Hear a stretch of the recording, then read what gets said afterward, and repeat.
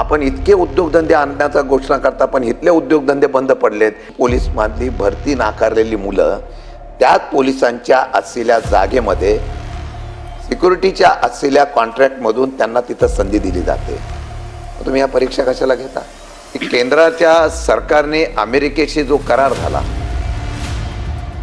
त्याचा परिणामाचा महाराष्ट्रावर काय परिणाम होणार आहे? राजकारणामध्ये यावं म्हणून ज्या पद्धतीने दबाव सत्तेचा वापर केला हे सुद्धा महाराष्ट्राने पाहिलेलं आहे। आजही भारताची जी काय स्वातंत्र्यता आहे ती भारताची स्वातंत्र्यता संपली का अशा प्रकारचं चित्र सध्या पाहायला मिळतंय। येतील तेव्हा येतील नोकऱ्या आणि तो कौशल्य विकास एक फार मोठं गाजर तुम्ही दाखवलेलं आहे।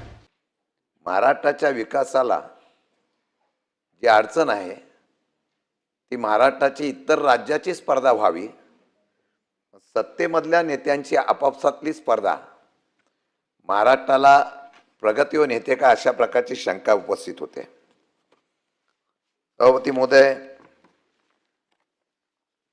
राज्यपालाच्या भाषणामध्ये अनेक मुद्द्यांचा उल्लेख केला गेला। या सर्व गोष्टीच्या संदर्भात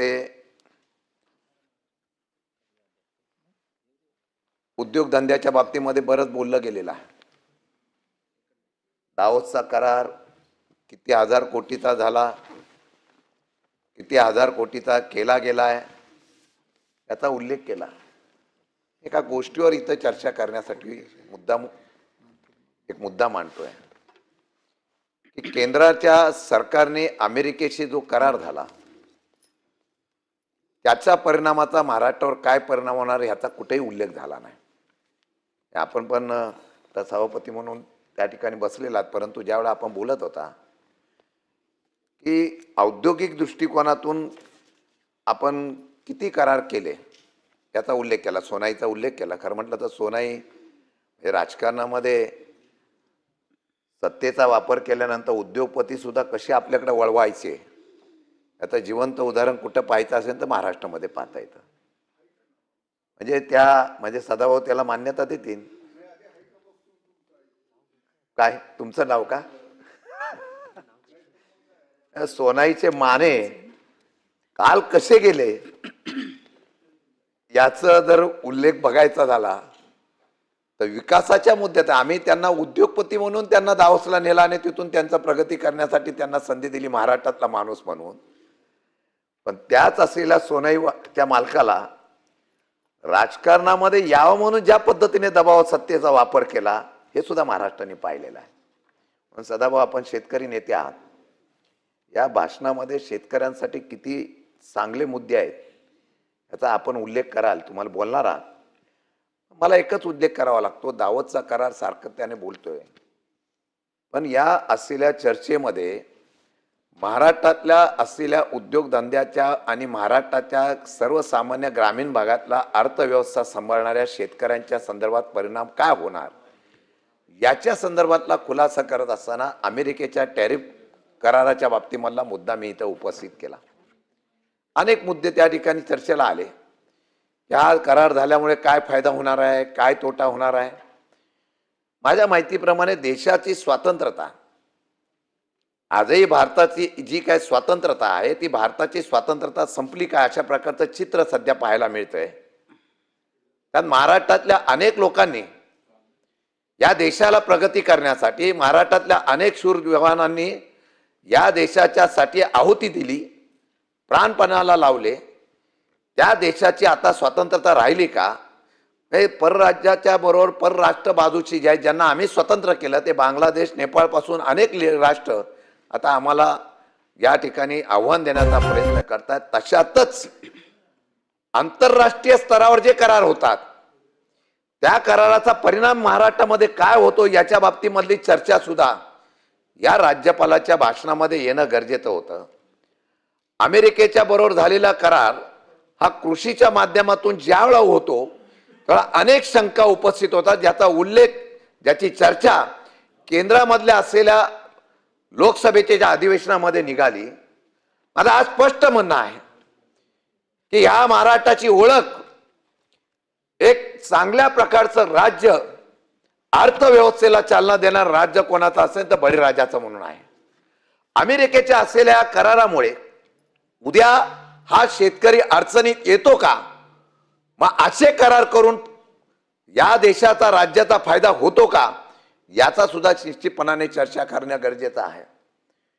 सदाभाऊ, अमेरिकेचा करार झाल्यानंतर त्याला 0% आपण कर आकारणार आहात आणि ज्यावेळेला 0% कर आकारले गेले तर जे बलाढ्य राष्ट्र आहेत, ज्याची आर्थिक सुबत्ता आहे, ते त्या धंद्याला त्या व्यवसायाला चालना देतात, शेतकऱ्यांना फार मोठ्या प्रकारे सबसिडी देतील. आपल्याकडे 18% GST आहे. परराष्ट्रातली आलेली जर त्या ठिकाणची ही शेती उत्पन्न त्याच्याबरोबर असलेले इथेनॉल पासून अनेक प्रकल्प कारखानदार आहेत, इथं शिवेंद्रराजे बसलेले आहेत. भविष्य काळामध्ये कारखानदारीचा प्रश्न येताना इथेनॉलचा प्रश्न भविष्य काळामध्ये उभा राहू शकतो. मक्यातून इथेनॉल होतो, अनेक प्रश्न आहेत. त्याच्या उद्या आम्ही बोलू, आज मी त्याच्यावर सांगणार नाही. पण राष्ट्र आणि राज्याच्या प्रगतीचा आराखडा देताना भविष्य काळातली संकट सुद्धा ह्या राज्याच्या असलेल्या प्रमुखांना कशी दिसली नाही हे सांगणं कर्तव्य होतं, म्हणून मी ह्या ठिकाणी त्याचा उल्लेख केला आहे. उद्या मी त्याच्यावर आम्ही 260ची चर्चा टाकलेली आहे.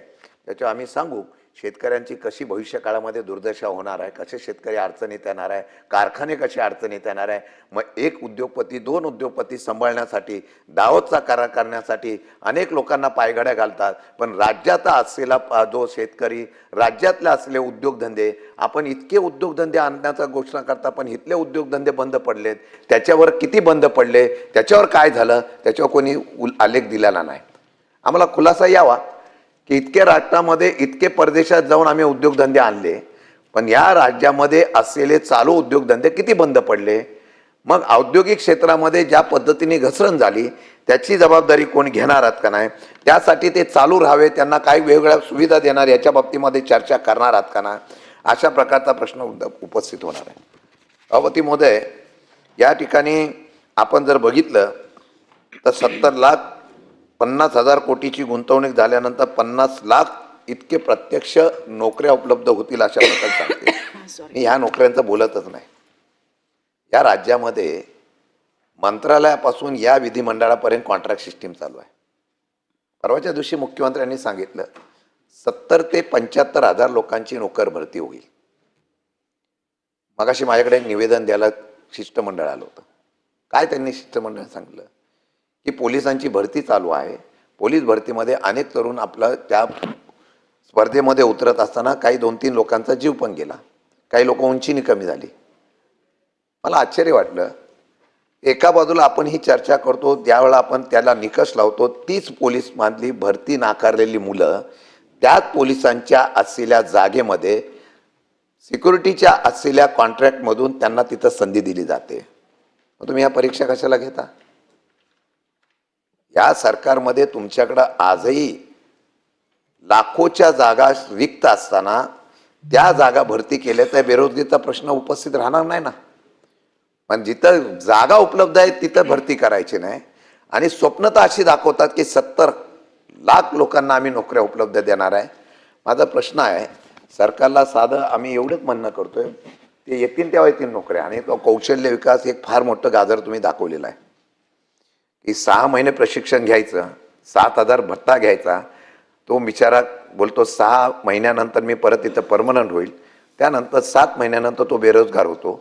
आकडेवारी फक्त इतक्या लोकांना आम्ही प्रशिक्षण दिलं, कौशल्य दिलं, इतके पैसे खर्च केले, हे आकडे दाखवण्याचा प्रयत्न होतो. परंतु दुर्दैवाने या सर्व गोष्टीचा उल्लेख ज्यावेळेला राज्यपालाच्या भाषणामध्ये येतो, म्हणून मी मगाशी बोलतो देवाचं नाव असलेल्या राज्यपालाच्याकडून ज्यावेळेला अशा प्रकारचं आपण भाषण करून घेता त्यावेळेला सत्य परिस्थिती सुद्धा येणं गरजेचं होतं. आणि ती सत्य परिस्थिती या माध्यमातून आम्हाला मांडावी लागते. आम्हाला वाटतं की दुर्दैवाचं आहे. आणि म्हणून ह्या सर्व गोष्टीच्या बाबतीमध्ये चर्चा करत असताना मी मान्य करेल, एकच खातं असं आहे ज्यांनी लोकांसाठी निर्णय घेतलाय, ते महसूल खातं. जे केलं त्याचं कौतुक केलं पाहिजे. महसूल खात्याने जे काही निर्णय घेतले सर्वसामान्य लोकांसाठी त्याचं 100% कौतुक झालं पाहिजे. मी बाकीच्या खात्यावर बोलणार नाही. पण त्या महसूल विभागाने ज्याचा उल्लेख इथं केला की जमीन हस्तांतरांच्या बाबतीमधला, विभाजनाच्या बाबतीमधला, भोगवटा क्रमांक 2-1च्या बाबतीमधला असेल किंवा गायरान जमिनी वगैरे अशा अनेक विषयासंदर्भातून ज्या खात्याने जे काम केलं ना त्याचं कौतुक करू.